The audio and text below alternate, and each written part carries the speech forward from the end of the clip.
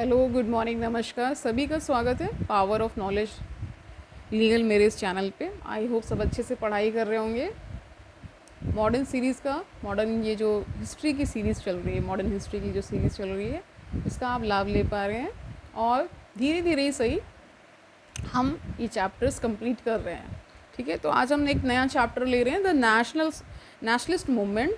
ठीक है, 1858 से लेकर के 1905 तक, यानी कि 1858 से लेकर के 1905 तक जो भी नेशनलिस्ट मूवमेंट हुए उनके बारे में इस चैप्टर में जानेंगे। ठीक है, अच्छा थोड़ा सा ये क्या है, सारे बहुत ही लंबे लंबे चैप्टर्स हैं, तो इनको 3-4 भागों में ही करना सही होता है। लास्ट चैप्टर जो हमने देखे थे ना, एडमिनिस्ट्रेटिव चेंजेस आफ्टर 1858, उसको भी हमने 3-4 भागों में किया है। ठीक है, अगर आपने नहीं देखा है तो उसको देखिए जा कर के। मॉडर्न हिस्ट्री इम्पॉर्टेंट पार्ट है। ठीक है, कंपटीशन में इससे क्वेश्चंस बहुत ज़्यादा आते हैं। तो शुरू करते हैं आज का lecture series. Let's get started. Second half of the 19th century witnessed the full flowering of national political consciousness and growth of an organized national movement in India। ठीक है, बहुत अच्छा क्या हो रहा है, नेशनल पॉलिटिकल कॉन्शियसनेस आ रही है, यानी कि राष्ट्र के प्रति एक तरह से चेतना जागृत हो रही है कि राष्ट्र होना चाहिए। ठीक है, और सबको पता है ना 1885 में दिसंबर 1885 में क्या बन चुकी है, आईएनसी बन चुकी है, इंडियन नेशनल कांग्रेस बन चुकी है, जिसने सारा कुछ लीडरशिप का मतलब उसके लीडर्स ने उनके जो लीडर्स थे इस पार्टी के, पर्टिकुलरली संगठन के, जो भी कह लीजिए ऑर्गेनाइजेशन के, तो उन्होंने ही सारा क्या किया है, डिफरेंट लोगों ने अपना अपना क्या दिया, योगदान किया और फिर देश को आज़ाद कराया। तो इसमें एक सब हेडिंग हम ले रहे हैं, कंसिक्वेंस ऑफ फॉरेन डोमिनेशन। ठीक है, basically modern Indian nationalism arose to meet the challenge of foreign domination. सबको पता है अंग्रेज क्या हैं, फॉरेनर्स हैं, और वो क्या कर रहे हैं, हमें एक तरह से डोमिनेट कर रहे हैं। ठीक है, हमारे ही देश में हमें ही क्या कर दिया है, एक तरह से गुलाम बना कर रख रहे हैं। The very conditions of the British rule help the growth of national sentiment among the Indian people. It was British rule and its direct and indirect consequences which provided the material and the moral and the intellectual conditions for the development of a national movement in India। यानी कि ये जो British का ही जो शासन है, इसी ने ही हमें सारा बल दिया। ठीक है, कहते हैं ना कि जब बहुत ज़्यादा अत्याचार बढ़ जाता है तो आंतरिक जो चेतना है या आंतरिक बल अपने आप आने लगती है, अब लड़ना है, या तो मर ही जाएंगे या फिर क्या देश आज़ाद करके ही रहेंगे, वैसा कुछ हो रहा है। The root of the matter lay in the clash of interest of the Indian people with the British interest in India. The British had conquered India to promote their own interest and they ruled it primarily with the purpose in view, often subordinating Indian welfare to the British gain. उनका main कारण यही था कि यहाँ का सब कुछ लूट कर ले जाना, यहाँ पे राज्य करना, और ये सब चीज़ें उनके दिमाग में ऐसे ही मतलब कंडीशंस को देखते थे ना कि यहाँ किया जा सकता है। ठीक है, कुछ ना कुछ तो अपने में भी कमियाँ रही होंगी तभी ये सब चीज़ें हो पाई, लेकिन वो कहते हैं ना कि हर दुख का अंत होता है ना, संघर्ष रंग लाता है। तो संघर्ष किया गया आज़ादी के लिए, और फिर वो फाइनली कब हो रहा है, 15 अगस्त 1947 में हम आज़ादी को ले पा रहे हैं। तो उससे पहले क्या क्या चीज़ें हुई है वो जानना भी बहुत इंपॉर्टेंट हो जाता है। अब देखिए यहाँ पे, the foundations of the Indian nationalist movement lay in the fact that increasingly British rule had become the major cause of India's economic backwardness. Economic backwardness यानी कि हमारे पास जो जब ये ब्रिटिशर्स आए थे तो हम लोग रिसोर्सेज में बहुत आ गए थे, बहुत सारे रिसोर्सेज थे। ठीक है, माइंस का एरिया हो, चाहे वो नेचुरल अदर रिसोर्सेज हो, उसमें बहुत रिच था कंट्री, इसीलिए ये सब चीज़ों ने ही क्या ब्रिटिशर्स को अट्रैक्ट किया। ठीक है, तो ये क्या कर रहे हैं, यहाँ से पूरा धन लूट करके कहाँ ट्रांसफ़र कर रहे हैं, अपनी कॉलोनीज़ में या तो लगा रहे हैं या फिर ब्रिटेन भेज रहे हैं। ठीक है, तो यही कारण जो नेशनलिस्ट मूवमेंट खड़ा हुआ, यानी कि आंदोलन जो खड़ा हुआ, वो इसीलिए खड़ा हो पाया क्योंकि वो अब यहाँ के लोग भी देख रहे हैं कि बहुत सारा चीज़ें लूट कर ले जा रहे हैं और हमारे देश में क्या आ रही है, इकोनॉमिक बैकवर्डनेस आ रही है. It became the major barrier to India's further economic, social, cultural and intellectual political development. और इसी की वजह से ये सारे डेवलपमेंट्स नहीं हो पा रहे हैं. Moreover this fact began to be recognised by an increasingly large number of Indians. Every class, every section of Indian society gradually discovered that its interests were suffering at the hands of foreign rulers. और इसकी ये समझ गए हैं Indians की इन्हीं की वजह से ये सारा नौटंकी हो रहा है, सारा देश इतना जो पीछे जा रहा है, देश में जो हुकूमत चल रही है वो क्या है, अब बहुत आतताई है. ठीक है. Later in the 20th century, the workers in the modern factories, mines and plantation found that in spite of lip sympathy, the government sided with the capitalist, especially the foreign capitalist. उनको समझ में आ रहा है जो बाहर के यानी foreign पूंजीपति जो हैं वो देश को लूट रहे हैं, हमें क्या कर रहे हैं, कमज़ोर बना रहे हैं, और अपने देश जहाँ से वो मेनली बिलोंग करते हैं वहाँ पे सारा धन भेज रहे हैं. Whenever he tried to organize trade union to improve his lot through strikes, demonstration and other struggles, government machinery was freely used against him. अब जैसे ही ये सारे जो फैक्ट्रीज़ में जो वर्कर्स थे ये जहाँ इकट्ठा होकर के ट्रेड यूनियन बनाने की कोशिश कर रहे हैं, तो छोटे छोटे डिमॉन्स्ट्रेशंस कर रहे हैं, स्ट्राइक कर रहे हैं, तो इनको दबाने के लिए क्या वहीं की एडमिनिस्ट्रेटिव मशीनरी यूज़ कर रहे हैं ब्रिटिशर्स, यानी कि इंडियंस को इंडियन अगेंस्ट ही यूज़ कर रहे हैं. ठीक है. Moreover, he soon realized that the growing unemployment could be checked only by rapid industrialization, which only an independent government could bring about. ठीक है. इससे ये पता चल रहा है कि औद्योगिक जो क्रांति है यानी जो इंडस्ट्रियल रिवोल्यूशन है वही इसका एकमात्र उपाय है, क्योंकि देश में बहुत ज़्यादा क्या है, बेरोज़गारी बढ़ चुकी है और देश कहाँ जा रहा है, एक तरह से गर्त में जा रहा है, गड्ढे में जा रहा है. Other sections of Indian society were no less dissatisfied. The rising intelligentsia, the educated Indians used their newly acquired modern knowledge to understand the sad economic and political condition of their country. Those who had earlier, as in 1857, supported British rule in hope that though allied it would modernize and industrialize the country, were gradually disappointed. पहले जब 1857 का जो क्रांति हुई, ठीक है, तो उसमें कुछ इंडियंस ने ब्रिटिशर्स को सपोर्ट किया था ताकि जो ये आंदोलन है उसको दबाया जा सके. अब उनको समझ में आ रहा है, उनको ये लगा था पहले कि यही लोग ब्रिटिशर्स ही हमारे एजुकेशन को मॉडर्न कर देंगे, मॉडर्न एजुकेशन लेकर आएंगे, ठीक है, इंफ्रास्ट्रक्चर को अच्छा करेंगे. लेकिन अब क्या उनको समझ में आ रहा है कि हमने गलती कर दी है. ठीक है, ये सब कुछ नहीं करेंगे भी तो अपने हित के लिए ही ब्रिटिशर्स करेंगे. तो ये सब भी क्या डिसअपॉइंटेड फील कर रहे हैं. Economically they had hope that the British capitalism would help to develop India's productive forces as it had done at home. Instead, they found that British policies in India, guided by British capitalists at home, were keeping the country economically backward or underdeveloped and checking the development of its productive forces. ठीक है, वही बात जो मैंने कही, यहाँ के जो पूंजीपति हैं यानी जो ब्रिटिशर्स हैं उनसे ये कुछ इंडियंस जिन्होंने एक तरह से उनसे होप लगा रखी थी, आशा लगा रखी थी कि हमारे देश को ये क्या करेंगे, डेवलपमेंट की राह पे ले जाएंगे, तो उनको अब निराशा महसूस हो रही है कि ऐसा वो कुछ नहीं करने वाले हैं. Politically educated Indians found that British had abandon all previous pretensions of guiding India towards self-government. Most of the British officials and political leaders openly declared that the British were in India. Openly declared that the British were in India to stay. Moreover, instead of increasing the freedom of speech of press and of individual, government increasingly restricted them. अब वो ये चाह रहे हैं कि उनको बहुत सारे फ्रीडम्स दिए जाएं, यानी कि इंडियंस को, और उनको फ्रीडम ऑफ प्रेस मिले ना, फ्रीडम ऑफ स्पीच मिले, ये सब कुछ नहीं कर रहे हैं वो सब. ठीक है. देखिए, the rising Indian capitalist class was slow in developing a national political consciousness. धीरे धीरे ही सही, लेकिन ये कॉन्शियसनेस आ रही है इंडियंस में. But it too gradually saw that it was suffering at the hands of imperialism.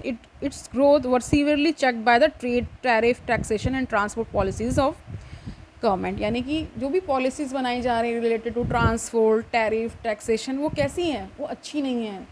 सिर्फ वो किनको लाभ पहुंचा रही हैं, ब्रिटिशर्स को. ठीक है. As a new and weak class, it needed active government help to counterbalance many of its weakness, but no such help was given. Instead, the government and its bureaucracy favored foreign capitalists who came to India and their vast resources and appropriated the limited industrial field. यानी कि जो भी बाहर से capitalist आ रहे हैं, पूंजीपति आ रहे हैं, वो एक तरह से मुआयना कर रहे हैं देश में कि कहाँ क्या क्या रिसोर्सेज हैं, कहाँ क्या क्या किया जा सकता है, कितना मैक्सिमम बेनिफिट यहाँ से निकाला जा सकता है। और ये गवर्नमेंट क्या उनको ही सपोर्ट कर रही है, यानी ब्रिटिश गवर्नमेंट उन्हें ही सपोर्ट कर रही है। ठीक है, पहले चैप्टर में हम देख चुके हैं the zamindars and the landlords and the princes were the only section of Indian society whose interest coincided with the foreign rulers and who therefore on the whole supported the foreign rule until the end। अब यहाँ पे देखिए, हमने पिछले chapter में भी देखा है, पिछले चैप्टर में, कि ज़मींदार्स, लैंडलॉर्ड्स एंड प्रिंसेस ये सब क्या हैं, इन्होंने क्या किया है, ब्रिटिशर्स को सपोर्ट किया है। वो ये जान रहे थे कि सारा फ़ायदा इनसे हम ही उठा सकते हैं। तो ये वो कुछ इंडियंस हैं यहाँ पे रहते हुए जो ब्रिटिशर्स से ये समझ रहे हैं कि हमें इनसे फ़ायदा होगा, तो वो लास्ट तक उनकी मदद करते हैं। ठीक है, देखिए आगे, but even from these classes many individuals join the national, बल्कि इन्हीं क्लासेस में से क्या हो रहा है, बहुत सारे इंडियंस अब समझ पा रहे हैं कि ये कुछ नहीं करने वाले हैं। ठीक है, हमें खुद ही जागना होगा और देश के लिए कुछ करना होगा। ठीक है, तो यहीं वहाँ वैसा एनवायरनमेंट बन रहा है। In the prevailing nationalist atmosphere patriotism appeal to many, सभी को देशभक्ति का एक तरह से अंदर से आ रहा है। ठीक है, further the policies of racial dominance and discrimination appealed and aroused every thinking and self-respecting Indian to whichever class he might belong. Most of all, the foreign character of the British regime in itself produced a nestless reaction, since foreign dominion invariably generates patriotic sentiments in the hearts of a subject people। यानी एक तरह से उनके अंदर अब ये चेतना जग रही है। ठीक है, राष्ट्र के प्रति प्यार उमड़ रहा है कि अब हमें देश को आज़ाद कराना है, इन आतताइयों से हमको क्या मुक्ति चाहिए। ठीक है, फिर आप आगे देखिए, एडमिनिस्ट्रेटिव एंड यूनिफॉर्म, कह रहे हैं कि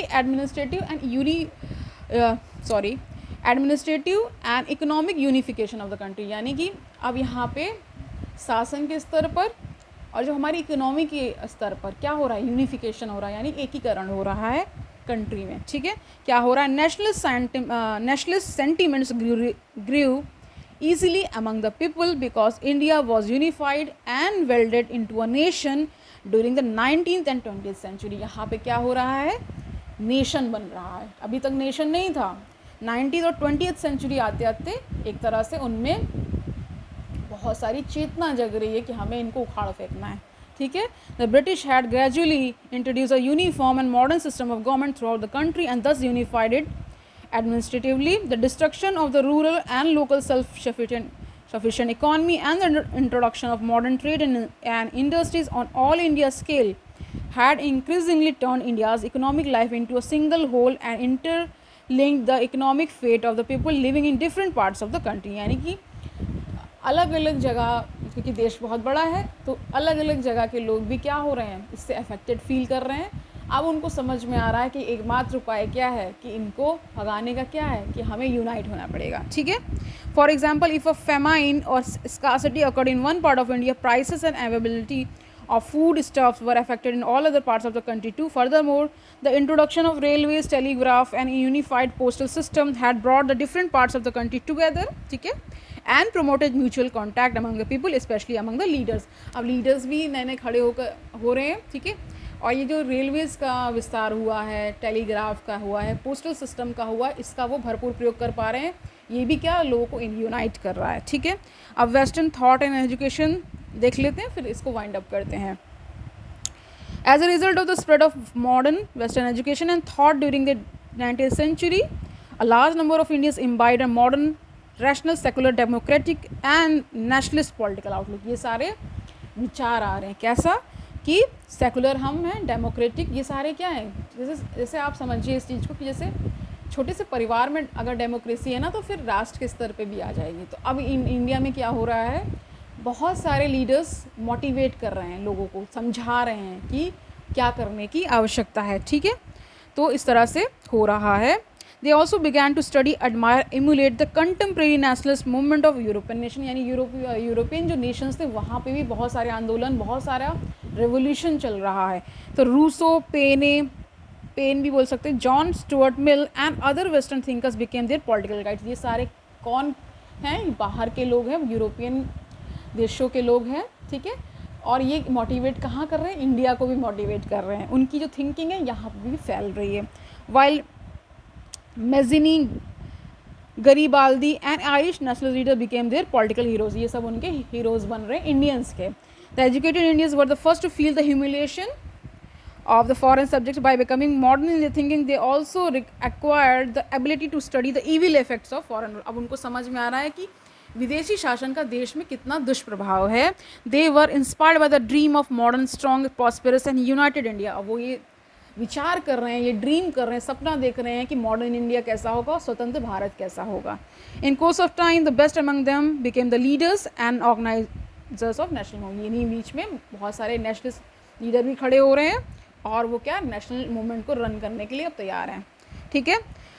the system only enabled educated Indians to imbibe western thought and thus to assume the leadership of the national movement and to give it democratic and modern direction. यानी कि democratic lines पे चल रहे हैं लोग, यानी कि वहाँ पे डेमोक्रेसी है, ठीक है, मतलब उनके विचारों में। और वो जो भी संगठन को ज्वाइन कर रहे हैं, न्यू संगठन भी बना रहे हैं ताकि इस रेवोल्यूशन को लीड किया जा सके।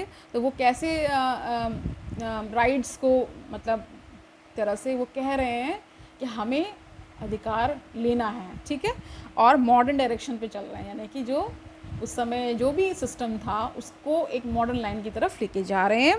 Nationalist ideas were part of general spread of modern ideas. यानी कि राष्ट्रवादी जो आइडियाज़ हैं उनको बिखेरा जा रहा है, उनको फैलाया जा रहा है, ठीक है। और इससे क्या हो रहा है? मॉडर्न आइडियाज़ भी पनप रहे हैं, नए नए आइडियाज़ आ रहे हैं। The English language played an important role in this respect. It became the medium of the spread of the modern ideas, ठीक है। इंग्लिश लैंग्वेज अब यहाँ पे क्या बन गया? एक मीडियम अच्छा बन गया ताकि मॉडर्न आइडियाज़ को बढ़ावा मिल सके, उनको बढ़ाया जा सके। It also became the medium of communication and exchange of ideas between educated Indians from different linguistic regions of the country. अब ये एक मातृभाषा बन चुकी है डिफरेंट लिंग्विस्टिक कम्युनिटी से। यानी लिंग्विस्टिक का मतलब होता है जिनकी डिफरेंट भाषाएँ हों, और अब एक भाषा मिल गई है तो उससे वो एक तरह से यूनिफाइड महसूस कर रहे हैं, ठीक है, एकीकृत। दिस फैक्ट देखिए आगे, but soon English also became a barrier to spread the modern education among the common people पे। लेकिन ये क्या हो रहा है? बैरियर बन रहा है, एक तरह से रोकथाम, एक तरह से जो भी कह लीजिए, बैरियर मतलब रुकावट हो सकता है ना। तो मॉडर्न एजुकेटेड इंडियंस तो समझ पा रहे हैं इंग्लिश लैंग्वेज को, लेकिन कॉमन मैन नहीं समझ पा रहा है। तो एक तरह से इंग्लिश लैंग्वेज एक बैरियर भी कॉमन मैन के लिए बन रहा है, ठीक है। It also acted as wall separating the educated urban people from the common. अब यहाँ पे अर्बन पीपल अलग हो रहे हैं कॉमन पीपल से इस लैंग्वेज की वजह से, specially in the rural areas. This fact was fully recognise by Indian political leaders from Dadabhai Naoroji, Syed Ahmad Khan and justice Ranade to Tilak and Gandhi ji. They agitated for bigger role for Indian languages in the educational system. अब इसकी वजह से ये सारे leaders क्या कह रहे हैं कि इंडियन एजुकेशन सिस्टम में इंडियन लैंग्वेज का इंट्रोडक्शन हो, ठीक है, ताकि वो कॉमन मैन भी मतलब उससे कनेक्ट हो सके, ठीक है। In fact, so far as common people were concerned, the spread of modern ideas occurred through the developing Indian languages, okay, the growing literature in them, and most of all the popular Indian language press. इसी से क्या हो रहा है? Language जो Indian language है उस पर उसका यूज़ करके ना, तो उसका यूज़ करेंगे जब इंडियन लैंग्वेजेस का, तो क्या एक तरह से हम कॉमन मैन से कनेक्ट हो पाएंगे। ये लीडर्स समझ पा रहे हैं। तो अगर बड़ा आंदोलन क्रिएट करना है तो वहाँ की लोकल लैंग्वेज में हमें वार्ता करनी पड़ेगी ना लोगों से। तो इसी से फिर क्या डेवलपमेंट नया हो रहा है? मॉडर्न प्रेस डेवलप हो रहा है इंडिया में। लेकिन वो प्रेस किन लैंग्वेजेस पे बात करेगा? जो वहाँ से पत्रिकाएँ निकलेंगी या कुछ भी और अदर न्यूज़पेपर निकलेगा, वो वहाँ की लोकल लैंग्वेज पे बेस्ड होगा, ठीक है। इससे समझ पा रहे हैं आप? तो आप आज यहीं इसी पर हम इसको एंड करते हैं। नेक्स्ट हम freedom of press and literature ये सब देखेंगे, क्या क्या हुआ, कैसे कैसे आगे चीज़ें बढ़ी। तो कल मिलते हैं, तब तक के लिए अच्छे से पढ़ाई करिए। बहुत इंटरेस्टिंग है मॉडर्न हिस्ट्री, स्पेशली अब नेशनल मूवमेंट शुरू हुआ है जो कि 1858 से लेकर के 1905 तक यानी 1905 तक चलेगा। क्या क्या इसमें गतिविधियाँ हुई हैं वो हम जानेंगे। तो कल मिलते हैं, तब तक के लिए अच्छे से पढ़ाई करिए और खुश रहिए। All the best.